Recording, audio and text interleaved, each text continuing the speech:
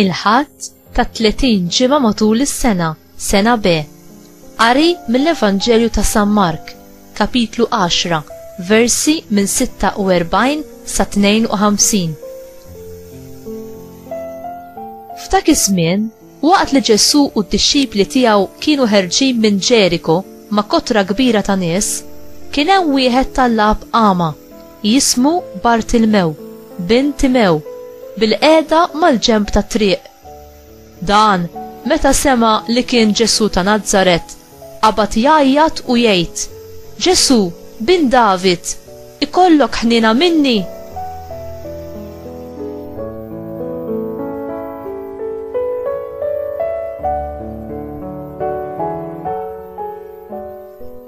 Kien hemm ħafna li bdew jgħidu miegħu biex jiskot, imma hu aktar beda jgħajjat: bin David, ikollok ħnina minni. Ġesu waqaf u qal: sejħulu. Huma sejħu l-ama u qalulu: għamel il-qalb, qiegħed isejjaħlek.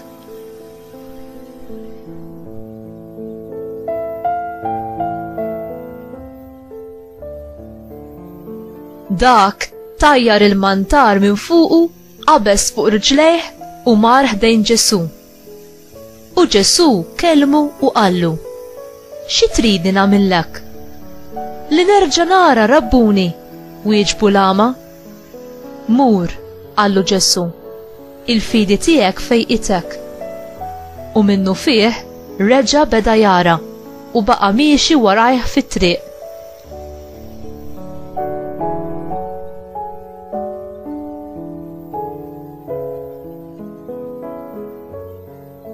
Il-kelma tal-mulej, tifħil lilek Kristu.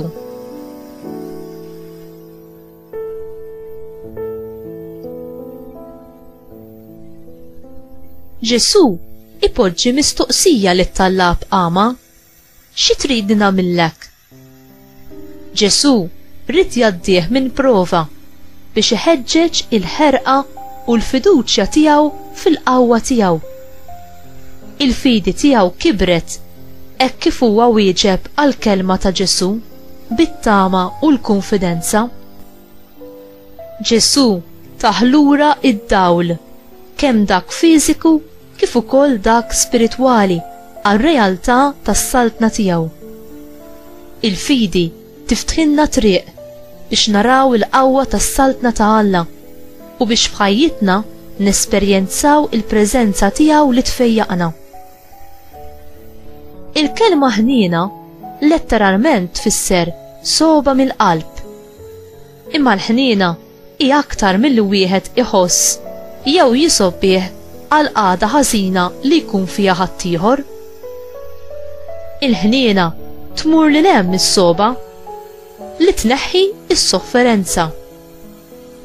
Persuna ħanina taqsam fil-qagħda imwera u sofferenti ta' ħaddieħor daqs li kieku kienet tagħha stess. F'Ġesu naraw il-milja tal-ħniena ta' Alla u l-qawwa tas-saltna tiegħu, qawwa li ssalva mill-mewt u mid-distruzzjoni, li taħfer id-nubiet u li tolli t-toqol tal-ħtija u li tfejjaq in-nuqqas ta' saħħa u teħles lill-oppressi. Ġesu qatt ma jirrifjuta li jġib il-ħniena ta' Alla lil dawk li l-aktar ifittxuha bil-ħerqa.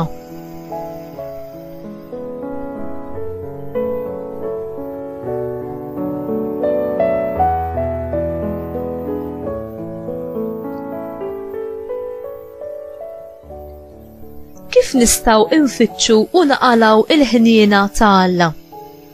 Alla jagħti ħniena lil dawk ta' qalb umli, dawk li jarfu l-bżonn tagħhom ta' Alla u l-ħniena tiegħu kif ukoll tal-qawwa tal-fejqan. Il-fidi hi don li Alla jagħtina bla ħlas biex tenna narfu lil Alla b'mod personali, biex nifhmu l-verità tiegħu u biex ngħixu fil-qawwa ta' mħabbtu. Biex il-fidi tkun effettiva trid tkun maquda mal-fiduċja u l-ubbidjenza sottomissjoni attiva lejn Alla u rrieda soda li tagħmel dak kollu li hu jikkmanda. Intara fil-bżonn għal Alla, għal grazzja tiegħu li tfejqek u tfittex lil Ġesu bl-istess mod kif fittxu it-tallab ama bil-persistenza tal-fidi u fiduċja fit-tieba u l-ħniena tiegħu.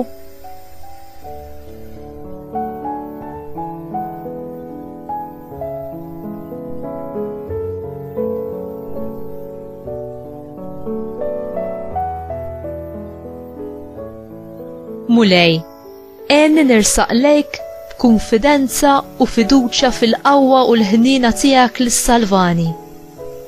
Għażiża Marija, Om tal-ħniena, itlob għalija biex inħalli l-ibnek jeħlisni mid-dubji u n-nuqqas ta' twemmin.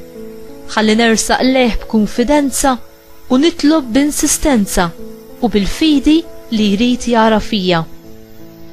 Enni ma biex miegħek mod speċjali bit-talba tar-Rużarju, it-talba li fija nimmeditaw il-misteri tal-Vanġelu, nitlob biex is-saltna ta' Alla isseħħ f'ħajti, f'tamadwari u anki biex nintraba dejjem mar-rieda mqazza tiegħu, l-istess mod kif għamilt inti. Grazzi ma, grazzi Ġesu. Amen.